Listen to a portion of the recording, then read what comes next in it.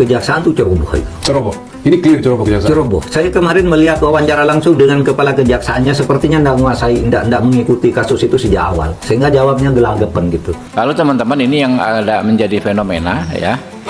Kami melihat adanya perlawanan, mungkin saja dari aparat penegak hukum kotor yang tidak merasa nyaman dengan aktivitas kami mendengar aspirasi rakyat dan menggelar RDPU.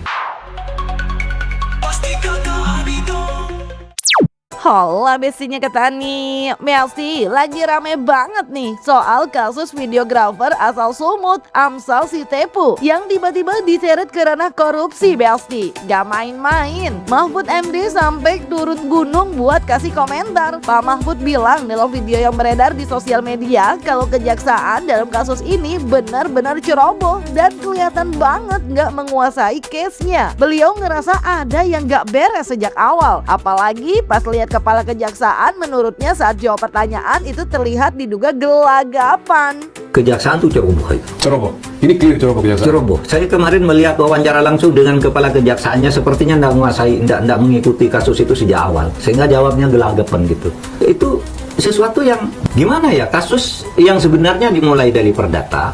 Perdata harus ini ya. Iya, tidak ada penipuan, kok tiba-tiba menjadi korupsi, dan pasal yang digunakan juga salah. Iya kan, dikenakan pasal 3 Undang-Undang Tipikor, merugikan keuangan negara, memperkaya diri sendiri dengan cara melawan hukum. Satu, itu tidak ada melawan hukumnya. Yang kedua, pasal 3 Undang-Undang Tipikor itu adalah pejabat publik yang punya kewenangan untuk melaksanakan tugas publik. Dan si Tepu ini siapa? Bukan pejabat publik kok jadi tersangka gitu loh dalam kasus korupsi. Itu ceroboh semua, mulai dari intelijennya, kemudian direktur tindak pidana korupsinya, kepala kejaksaannya. Ini ceroboh betul. Kasih intelnya segala macam. Iya, ada yang bilang begini, katanya sih itu bagian dari usaha menyetor kasus. Karena di kejaksaan itu ada anggarannya, setiap kabupaten, kota itu ada anggaran untuk mengungkap kasus korupsi demi untuk pemberantasan korupsi seperti diarahkan oleh presiden. Kalau ada seperti itu, Pak? Iya, saya dengar gitu, ada anggaran lah untuk itu.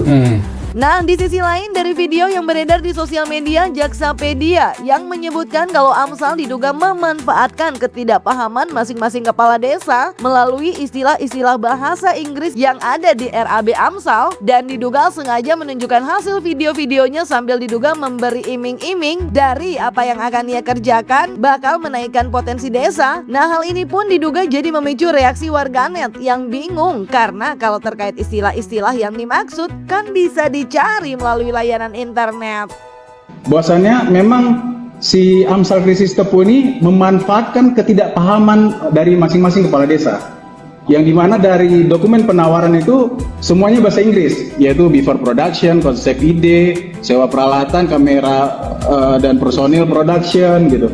Jadi dia ini menggaungkan bahwasannya ini secara teknis loh seperti ini, yang tidak dimengerti oleh masing-masing kepala desa. Tapi dia dengan menunjukkan hasil-hasil video yang telah dia buat sebelum-sebelumnya dengan iming-iming ini bagus, hasilnya bagus, menaikkan masing-masing potensi desa, seperti itulah kira-kira Mas. Jadi sama sekali dari awal bahwasannya kepala desa itu tidak mengerti sama sekali isi dokumen penawaran dan menggunakan dokumen penawaran ini dalam RAB. Aman ya, gue tuh mau tidur, tapi tiba-tiba lihat video dari Jaksapedia tentang kasusnya Bang Amsal. Setelah gue tonton, gue jadi yakin bahwa tuntutannya jaksa ke Bang Amsal itu karena ketidaktahuan dan kesalahpahaman tentang nama-nama yang ada di RAB. Contoh, production video design talent, dianggapnya itu talent. Mohon maaf, itu beda. Lagian, yang aneh kalau kalian dapat datanya, di datanya Inspektorat Pemeriksaan, itu production video design talent berubah menjadi talent. Yang harusnya disalahkan adalah hasil pemeriksaan inspektorat. Kenapa yang disalahin Bang Amsal?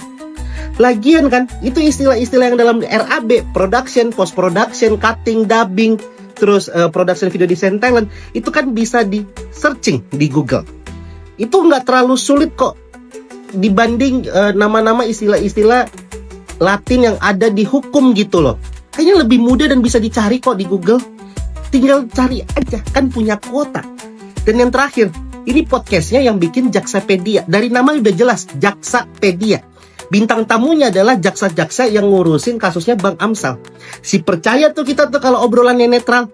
Si percaya tuh kita kalau misalnya jaksa-jaksa di situ tuh mengakui bahwa ada kekeliruan. Si percaya tuh kalau misalnya podcastnya isinya adalah mencari keadilan dari kasusnya Bang Amsal. Si percaya tuh kita. Udah, istirahat abang-abang Jaksapedia. Capek membela diri terus. Kalau membela diri gak apa-apa. Minimal yang make sense di kepala rakyat. Kita mah emang udah sering dibohongin sama oknum-oknum. Tapi gak sebodoh itu juga.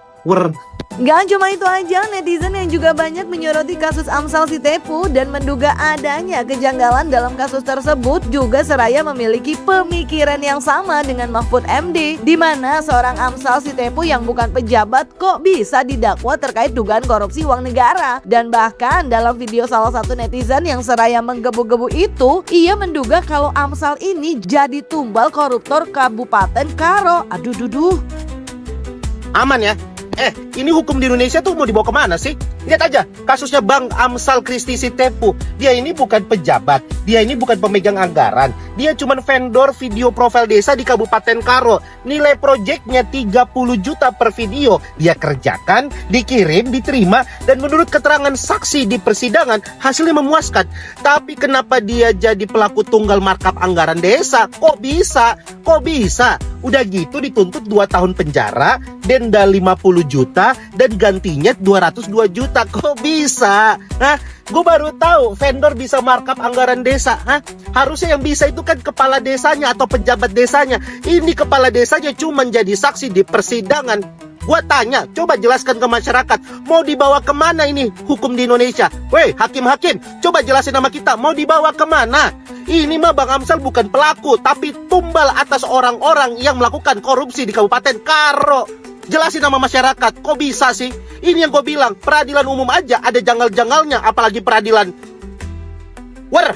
Nah, kalau Mahfud MD dan warganet menduga kurangnya penguasaan jaksa terhadap kasus Amsal, Komisi 3 DPR RI yang juga ikut menyoroti kasus Amsal Sitepu bahkan pernah memohonkan penangguhan penahanan terhadap Amsal, kini akan memanggil Kajari Karo karena menduga adanya oknum aparat kotor yang tak nyaman dengan aktivitasnya mendengar aspirasi rakyat. Bahkan hingga ada demo besar hingga membuatnya cukup kecewa dan memutuskan akan memanggil Kajari Karo terkait demo tersebut dan juga adanya dugaan narasi sesat yang diduga dibangun Kajari Karo terkait penangguhan penahanan yang pernah dimohonkan Komisi 3 DPR RI untuk Amsal Sitepu. Ditambah lagi adanya dugaan propaganda pihaknya telah menyalahi prosedur, Besti. Lalu teman-teman, ini yang ada menjadi fenomena ya.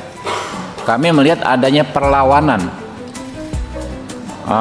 mungkin saja dari aparat penegak hukum kotor yang tidak merasa nyaman dengan aktivitas kami mendengar aspirasi rakyat dan menggelar RDPU.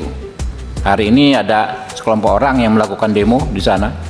Saya nggak tahu apakah digerakkan oleh Kajari Karo atau tidak ya. Tapi kita akan cek ya. Lalu ada narasi yang dibangun oleh kejaksaan di sana ya, oleh Kajari Karo ya, yang memang sesat. Di antaranya terkait penangguhan penahanan. Penangguhan penahanan itu kan permohonan dari Komisi 3 ya, permohonan loh bahasanya, yang dikabulkan oleh hakim, produk pengadilan, dikabulkan oleh pengadilan. Seharusnya ketika dikabulkan si Amsal ini nggak kembali ke LP lagi, harusnya saat itu langsung dibebaskan. Tetapi saudara kami Pak Hinca Panjaitan harus menunggu beberapa jam, menunggu si jaksa dari Kejaksaan Negeri Karo ini datang untuk menandatangani berkas, dan mereka membuat propaganda seolah-olah kita menyalahi prosedur, padahal mereka lah yang terlalu jauh melampaui prosedur secara substantif. Kami akan panggil Kajari Karo beserta para JPU-nya besok. Berikut kami juga akan mengundang Komisi Kejaksaan untuk melakukan evaluasi terhadap yang seperti ini.